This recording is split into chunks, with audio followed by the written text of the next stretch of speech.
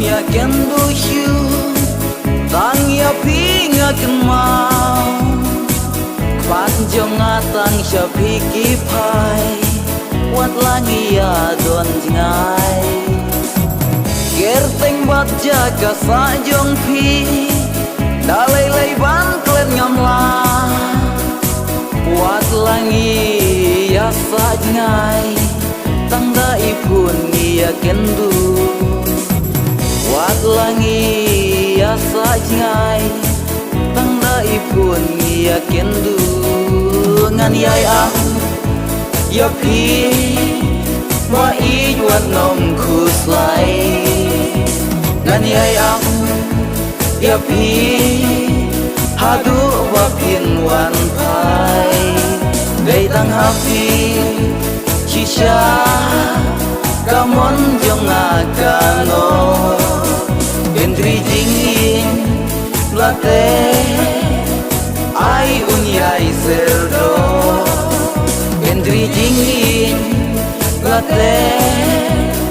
ai unyai serdo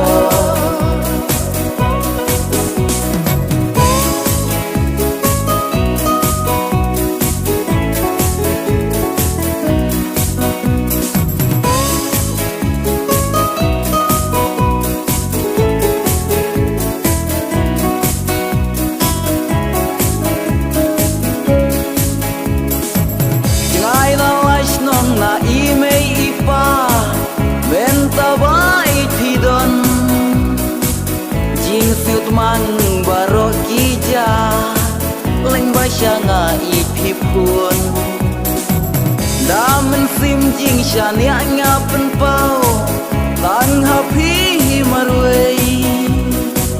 rikendong la jing long sakti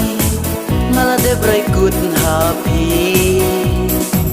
rikendong la jing long sakti ngala de brekut happy ngan yai ang ya pi wa i wat nom khus lai ngan yai ang ya pi hadu wa pin wan pai dei tang happy kisha kamon jong agano gendri jingin late ai unyai serdo Gendri jingin late ai unyai serdo